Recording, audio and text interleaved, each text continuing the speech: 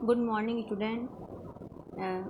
UP revenue में मैं आपको पढ़ा रही हूँ। एक क्वेश्चन बनता है, वे कौन सी भूमियाँ हैं जिन पर भूमिधरी अधिकार प्राप्त नहीं हो सकते। वे कौन सी भूमियाँ हैं जिस पे बीटीआर बीएनटीआर के अधिकार प्राप्त नहीं हो सकते। ये रहा, नहीं हो सकते।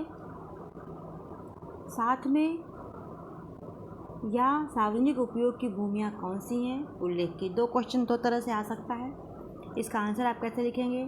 संहिता की धारा 77 से में उल्लिखित भूमियों पर भूमिधरी अधिकार प्राप्त नहीं हो सकते, लेकिन संहिता की धारा 125 क्लास बी से यह स्पष्ट है कि ऐसी भूमियों पर असामी तौर पर दर्ज किया जा सकता है।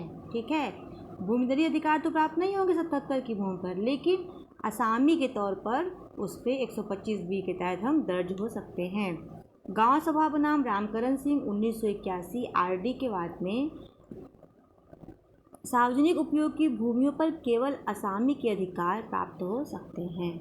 धारा 128 क्लास 3 के अनुसार किसी भूमि के आवंटन और पट्टे को निरस्त करने की कार्यवाहियों में कलेक्टर का यह समाधान हो जाता है कि ऐसा पट्टा या आवंटन संहिता के अनुसार नहीं हुआ है तो उसे निरस्त कर देगा और कब्जेदार को बलपूर्वक बाहर कर देगा।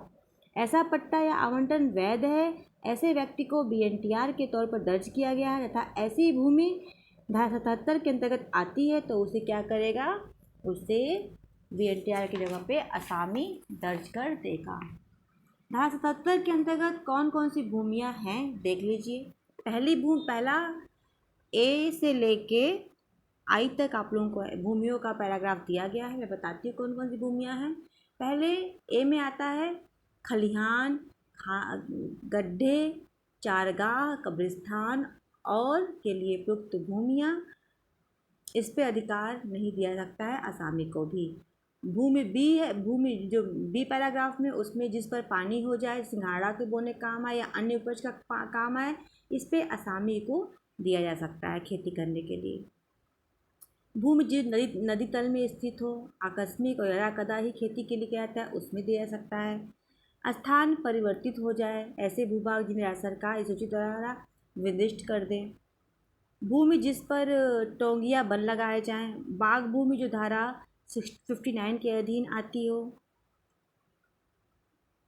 मलगत भूमियाँ, भूमि जो सार्वजनिक प्रयोजन के लिए फिक्स की गई हो, लोक उपयोगी कार्यों के लिए जो हैं वो भूमियाँ जो तटबंध, बांध और भिटा के काम में आती। अन्य भूमियाँ जिसे राज्य सरकार द्वारा इस निमित्त निर्दिष्ट किया जाए। धारा 77 1 के अनुसार राज्य सरकार को धारा 77 1 में वर्णित भूमियों की श्रेणी को परिवर्तन करने का अधिकार होगा और धारा 101 के अधीन विनिमय के अनुज्ञा देने का भी अधिकार राज्य सरकार को होगा। धारा 74 4 के अनुसार भूमि में श्रेणी परिवर्तित की जाती है तो अधिकार अभिलेख में भी संशोधन किया जाएगा। रघुवीर सिंह बनाम दीवान सिंह के बाद में सार्वजनिक भूमि तभी मानी जाएगी जब वह खतौनी में अंकित हो। उत्तर प्रदेश राज्य बनाम सूरज देवी के बाद में सुप्रीम कोर्ट का वाद 1977 का बंजर या पट्टी भूमि को सार्वजनिक भूमि नहीं माना जा सकता। फरीद अहमद वर्सेस डीडीसी का वाद है। धारा 77 की भूमियों में बेदखली केवल कलेक्टर के समक्ष लाए गए आवेदन पत्र पर ही, वाद पत्र पर भी होगी और ग्राम सभा द्वारा लाए गए वाद पत्र किया, मतलब कलेक्टर के पे लाए गए वाद पत्र और ग्राम सभा के द्वारा। फिर दूसरा प्रश्न बनता है, जोत का परित्याग किसे कहते हैं, समर्पण और परित्याग में क्या अंतर है।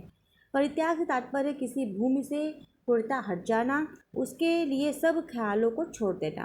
भूमिधरी द्वारा भूमि का परित्याग धारा 122। कलेक्टर किसी भी भूमि की जोत का सम्यक जांच उपरांत करने के बाद उसको परित्यक्त घोषित कर सकता है यदि ऐसी भूमिधर ने निरंतर 3 वर्ष तक कृषि कार्य न किया हो, बुराइश का भुगतान न किया हो, लगातार कृषि कार्य नहीं कर रहा हो, उसने अपना सामान्य निवास स्थान त्याग दिया हो, तो क्या करेगा, जो कलेक्टर को पावर है वो उसको परित्यक्त घोषित कर देगा। जोत को पट्टा पर दे देता हो तो उसे कलेक्टर 1 वर्ष के अवधि तक दे देता हो। भूमि की पुनः वापसी, अगर वो भूमि परित्यक्त घोषित हो जाती है तो धारा 122 क्लास 2 में कलेक्टर उसको 1 वर्ष के लिए पट्टे पर दे सकता है। भूमि की पुनः वापसी धारा 122 क्लास 2। भूमि की पुनः वापसी ऐसा भूमिधरी जिसकी भूमि परित्यक्त घोषित हुई है या ऐसी जोत पर दावा करने वाला व्यक्ति कलेक्टर द्वारा कब्जा लेने के दिनांक से 3 वर्ष के भीतर पुनर्स्थापना प्रार्थना पर दे सकता है और यदि दावा साबित कर दे तो उस जोत पर वापस पा सकता है। धारा 122 क्लास 5 के अनुसार यदि ऐसा भूमिधर या उसके अधीन दावा करने वाले व्यक्ति भूमि की वापसी के लिए घोषणात्मक वाद के माध्यम से दावा साबित कर भूमि प्राप्त कर सकते हैं। धारा 122 सी के अनुसार धारा 80 के अंतर्गत औद्योगिक प्रयोजनों के लिए घोषित की गई भूमि पर धारा 122 के प्रावधान लागू नहीं होंगे। अब देखिए सरेंडर और समर्पण में अंतर क्या है।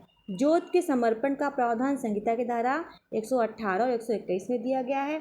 जोत के परित्याग का प्रावधान धारा 122 में दिया गया है। समर्पण की कार्रवाई भूमिधर या असामी के प्रार्थना पत्र पर होती है। परित्याग की कार्रवाई अधिकारी के स्वयं के संज्ञान पर होती है। समर्पण में इस आशय की लिखित नोटिस की जाती है। परित्याग के लिए जोतदार द्वारा नोटिस देने की आवश्यकता नहीं होती। समर्पण में जोत का कब्जा राज्य सरकार या भूमिधर को देना पड़ता है। परित्याग में कब्जा देना अनिवार्य नहीं है। समर्पण में जोत पुनः वापस नहीं ली जा सकती है। परित्याग में जोत पुनः वापस ली जा सकती है। समर्पण एक स्वैच्छिक कार्य है और परित्याग भूमिधर द्वारा लोप का परिणाम है। समर्पण द्विपक्षीय कार्रवाई है और परित्याग एक पक्षीय कार्रवाई है। Thank you so much. Channel से बने रहिए, लाइक कीजिए, सब्सक्राइब कीजिए, शेयर कीजिए। मैं कल आपको पढ़ाऊंगी भूमि प्रबंधन समिति किन भूमियों पर किस व्यक्तियों को BNTR या असामी के तौर पर दर्ज कर सकता है। Thank you so much.